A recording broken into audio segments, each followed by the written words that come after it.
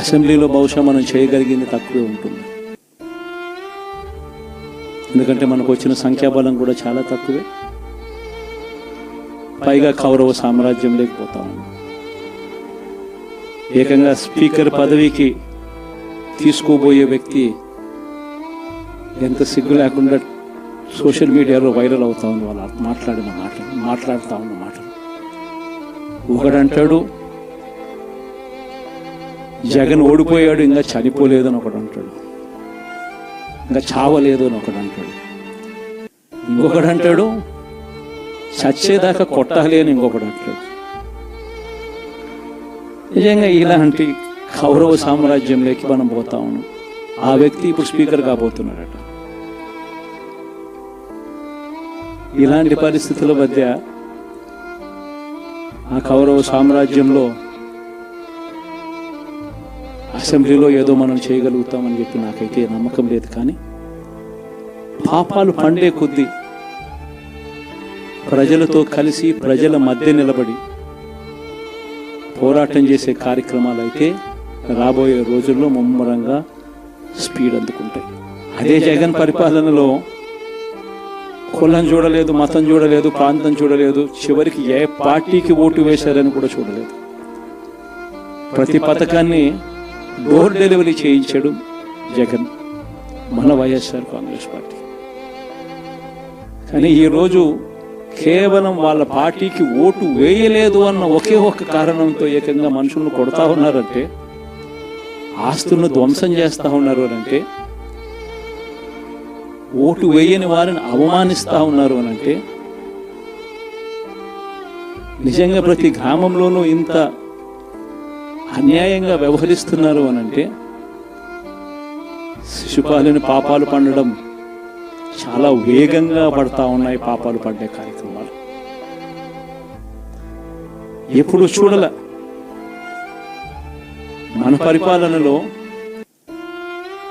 మీ జగన్ పరిపాలనలో ఏకంగా మేనిఫెస్టో అన్నది ప్రతి గవర్నమెంట్ అధికారి ఆఫీస్లో కనిపించేది.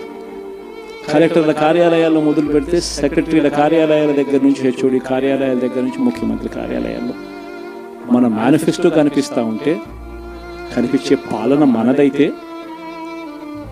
ఇప్పుడు హోర్డింగ్లు పెడుతున్న రెడ్ బుక్స్ అని, రెడ్ బుక్ అని హోర్డింగ్లు పెట్టి ఆ రెడ్ బుక్లో కక్ష సాధింప చేయబోయే అధికారులు ఎవరు, ఎవరిని కొట్టాలి, ఎవరిని నాశనం చేయాలి అని చెప్పి ఏకంగా పేర్లు రాసి రెడ్ బుక్ అని చెప్పి దాన్ని ప్రకటించి ఏకంగా హోర్డింగులు పెట్టి ఆ రెడ్ బుక్ అనేది ఏదో ఘనకార్యం చేస్తా ఉన్నట్టుగా రెడ్ బుక్స్ లో ఉన్న పేర్లన్నింటినీ కూడా మేము వాళ్ళని కొడతాము, వాళ్ళని చంపుతాము, వాళ్ళ మీద అఘాయిత్యాలు చేస్తాము, అన్యాయాలు చేస్తాము అని చెప్పి ఏకంగా నిస్సిగ్గుగా దౌర్జన్యం చేస్తా ఉన్న పరిస్థితులు కనిపిస్తాము. శిశుపాలుని పాపాలు వేగంగా పడుతా ఉన్నాయి. మొట్టమొదటిసారిగా కేంద్రంలో కేవలం 272 స్థానాలకు 273 స్థానాలకు గాను మెజారిటీ రావాలనంటే 240 స్థానాలకి వచ్చి ఆగిపోయింది బీజేపీ. 240 స్థానాలకి ఆగిపోయిన పరిస్థితులు మొట్టమొదటిసారిగా కేంద్రంలో ఉన్న పార్టీకి పూర్తి మెజారిటీ లేదు. 240 స్థానాలకి ఆగిపోయిన పరిస్థితులు. మరో పక్క చంద్రబాబు నాయుడు గారికి 16 స్థానాలు అంటాడు. ఎన్డీఏలో తానే చక్రం తిప్పుతా అన్నట్టుగా మోడీ పక్కనే కూర్చొని కనిపిస్తాడు. మరి ఇలాంటి పరిస్థితుల్లో కూడా రాష్ట్రానికి రావాల్సిన ప్రత్యేక హోదా అడక్కపోవడం, ఇలాంటి పరిస్థితుల్లో కూడా రాష్ట్రానికి రావాల్సిన ప్రత్యేక హోదా అడక్కపోవడం, అడిగి సాధించుకోకపోవడం, శిశుపాలుని తప్పుల్లో, వరుస తప్పుల్లో, పాపాల్లో ఇవన్నీ కూడా బాగానే. ఇటువంటి పరిస్థితుల్లో కూడా రాష్ట్రానికి రావాల్సినవి, కావాల్సినవి అడగలేని పాలన, అడగలేని మనిషి రాష్ట్రానికి ఏం సమాధానం చెప్తాడు, రాష్ట్ర పిల్లలకి ఏం సమాధానం చెప్తాడు, రాష్ట్రంలో ఉన్న యువకులకు, పిల్లలకు ఏం సమాధానం చెప్తాడు? పరిపాలన పాపాల్లో ఇవన్నీ కూడా ఇప్పటికే వేగంగా కూడా అందుకుంటా ఉంది. అదే జగన్ ఉండింటే, అదే వైఎస్ఆర్ కాంగ్రెస్ పార్టీ పాలన ఉండింటే ఈ పాటికే విద్యా దీవెన బటన్ అయిపోయింది. జనవరి, ఫిబ్రవరి, మార్చికి సంబంధించిన క్వార్టర్కి సంబంధించిన Vidya Deevena fee reimbursement pending. అదే జగన్ ఉండింటే ఏప్రిల్లో ఇవ్వాల్సిన Vasathi Deevena first instalment pending. ఇప్పటికే రైతు భరోసా పెండింగ్, అమ్మఒడి పెండింగ్, చివరికి చిన్న అమౌంట్ అయిన మత్స్యకార భరోసా కూడా పెండింగ్. అదే జగన్ ఉండింటే ఈ పాటికి ఇన్ని బటన్లన్నీ ఈ పాటికి అయిపోయి ఉండేవి. ఒక్క జగన్ తప్పుకోవడంతో, ఒక వైఎస్ఆర్సీపీ పాలన పోవడంతో ఈరోజు అమ్మఒడి బటనింగా రాలా, రైతు భరోసా బటనింగా రాలా, విద్యా దీవెన పెండింగ్, వసతి దీవెన పెండింగ్. ఇప్పటికే ఇక ఇదే అంటుకుంటూ పోతుంది.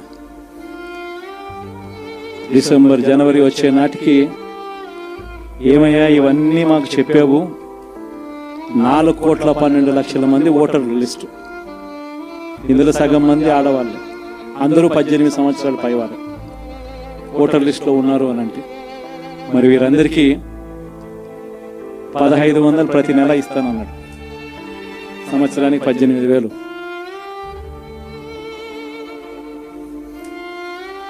ఇందులో పెన్షన్లు తీసుకునే వాళ్ళు ఒక 30 లక్షల మందిని బహుశా ఆడవాళ్ళకి పక్కన పెట్టినా కూడా 60 సంవత్సరాల పైన ఉన్న వాళ్ళు పక్కన పెట్టినా మిగిలిన 1,80,00,000 మంది ఎదురు చూస్తున్నారు. అప్పుడే చంద్రబాబు వచ్చేసాడు, చాలా రోజులు అయిపోయింది, ఇంతవరకు మాకు రావాల్సిన 1,500 నెల నెల ఇస్తానన్న 1,500 ఇంకా రాలేదు. రైతులు ఎదురు చూస్తా ఉన్నారు, 20,000 పెట్టుబడి సాయంగా ఇస్తానన్నాడు. అది ఏమవుతుంది? దాదాపు 1,00,000 మంది పిల్లలు పైగా ఉంటారు, బళ్ళకు పోయే పిల్లలందరికీ ఇస్తామన్నాడు. అమ్మఒడి కింద వాళ్ళ పథకం ఏదైతే నేను దాని కింద 15,000 అని చెప్పి తల్లులకు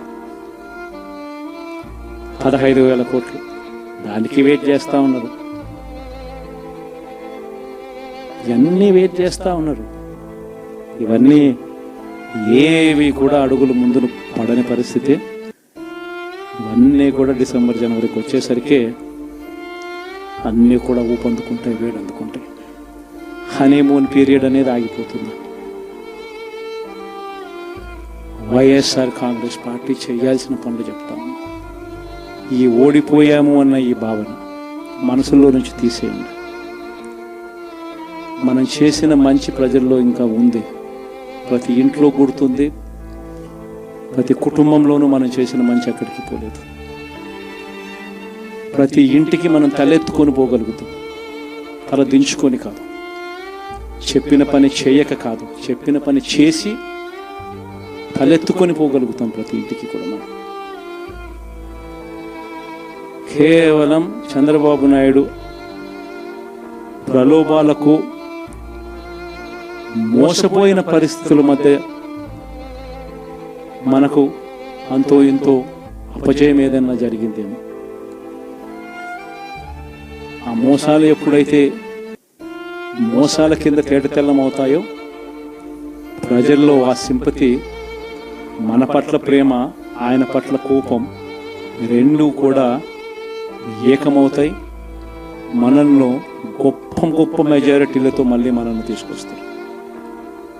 సో మనం చేయాల్సింది ఏమిటి అని అంటే, ప్రజల మీద మనం కోప్పడాల్సిన అవసరం లేదు, పని లేదు. మోసపోవడం అన్నది ఒక్కొక్కసారి జరుగుతూ ఉంటుంది.